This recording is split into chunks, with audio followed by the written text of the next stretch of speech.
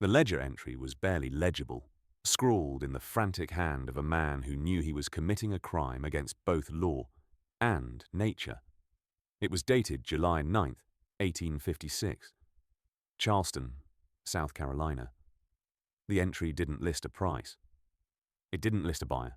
It simply read, Lot 14, male child, approximately 6 years. Sold, 9 a.m. Returned, 10:15 a.m. Sold, 11:30 a.m. Returned, 1 p.m. Sold, 2:30 p.m. Returned, 3:45 p.m. Sold, 5 p.m. Returned, 6:10 p.m. Sold, 8 p.m. Final. 5 sales, 5 returns. One child passed back and forth like a cursed coin in a single sweltering day. For 130 years, historians assume this was a clerical error, a drunk clerk repeating an entry, or perhaps a gambling game played by bored auctioneers. But in 1988, a renovation of a townhouse on Chalmers Street revealed a hidden compartment behind a fireplace mantel. Inside was a diary belonging to a man named Silas Vance, a junior clerk at the notorious Ryan's Mart. Vance had been there that day. He had watched from his high stool in the corner. And what he recorded in his diary wasn't a clerical error. It was the account of a psychological torture so specific, so personal, that it unnerved even the hardened men who made their living trading human souls. This is the story of the boy who wouldn't stay sold, and the terrifying secret he whispered to 5 different men that made them give up their purchase. The heat in Charleston that July was oppressive, a physical weight that pressed down on the city, turning the air into hot soup. It was a significant year for the city's slave trade. A new city ordinance had just banned public slave auctions on the streets, forcing the trade indoors into marts, enclosed complexes hidden from public view. Ryan's Mart on Chalmers Street was one of the first, a compound with a showroom, a jail or barracoon, and a morgue. Inside, the air was stagnant, smelling of unwashed bodies, sawdust, and tobacco smoke. Thaddeus Moore stood at the podium. Moore was a legend in the low country trade, a man known for his booming voice and his ability to move stock quickly. But on this Tuesday, Moore looked unwell. His face was pale. His hands shook slightly as he gripped his gavel, and he was drinking water constantly, though it didn't seem to help the sweat pouring down his neck. The crowd was thin. Midsummer was a slow season for auctions. Most wealthy planters had fled the city for the cooler air of the mountains or the coast to escape yellow fever season. The buyers present were mostly brokers, middlemen, and a few hard-luck farmers looking for bargains. At 9 a.m., Moore called for Lot 14. A boy stepped onto the block. He was small, perhaps 6 or 7 years old, dressed in a clean but oversized shirt that hung to his knees. The catalogue listed him simply as Leo. No mother listed, no plantation of origin. Just Leo.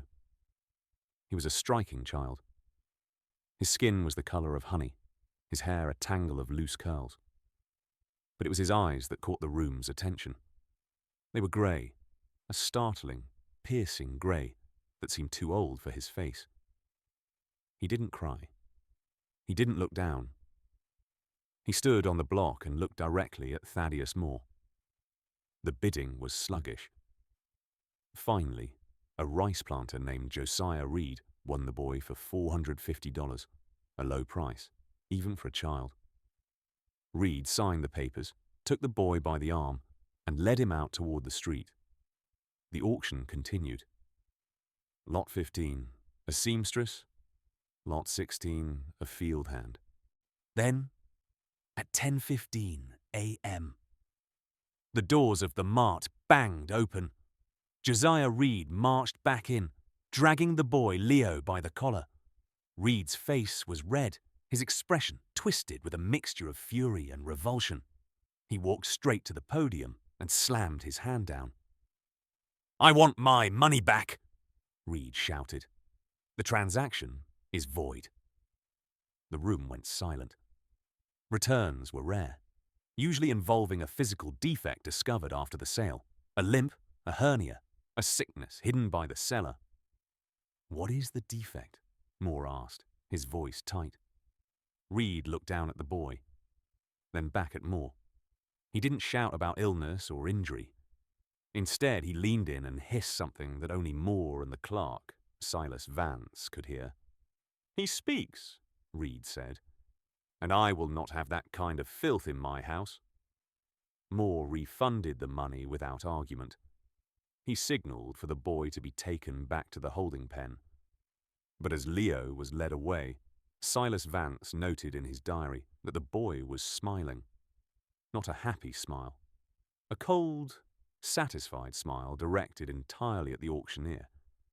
At 11:30 a.m., Moore put the boy back on the block. "A misunderstanding," Moore announced to the crowd, his voice regaining some of its bluster. "The previous buyer was unsuitable. The boy is sound. Start the bidding."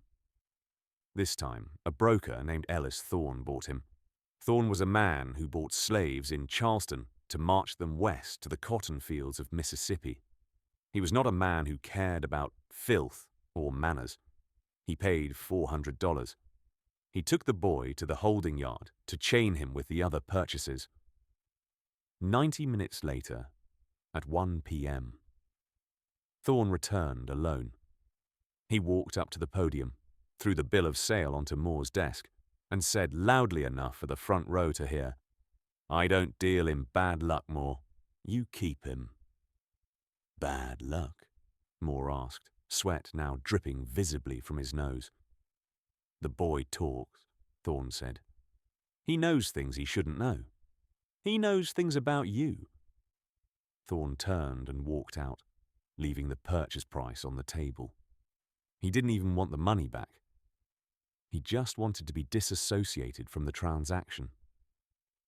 A ripple of unease moved through the room. The buyers were superstitious men. They believed in signs, in omens.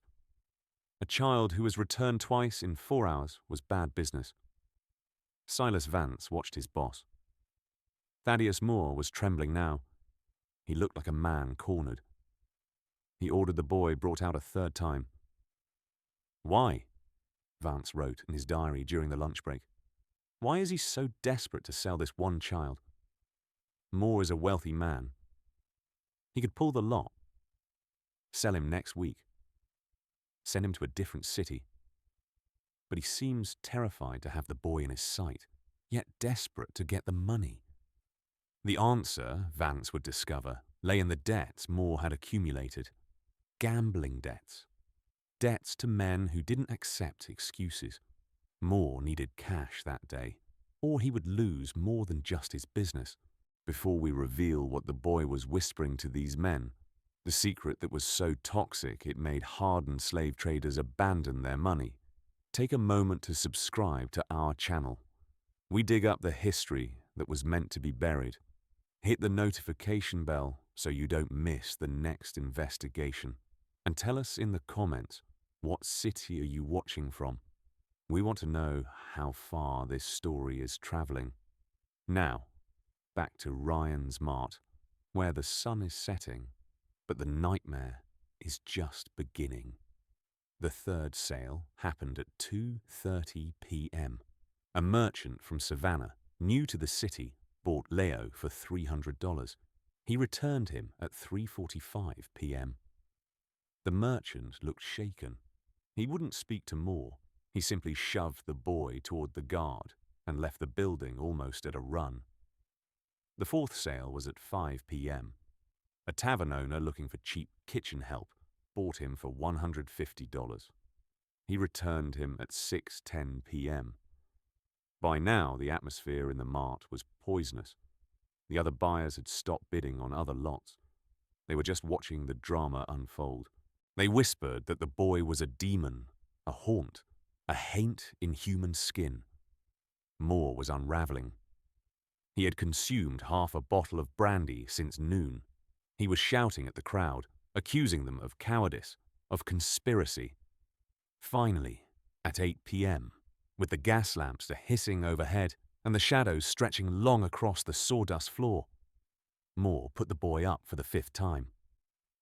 "I will sell him," Moore screamed, his voice cracking. "I will sell him for $1 if I have to. Who will take him?" The room was silent. No one moved. The boy, Leo, stood on the block. He looked tired now, his small shoulders slumping, but his grey eyes were still locked on Moore. Then, a man stepped forward from the back shadows. He wasn't a regular buyer.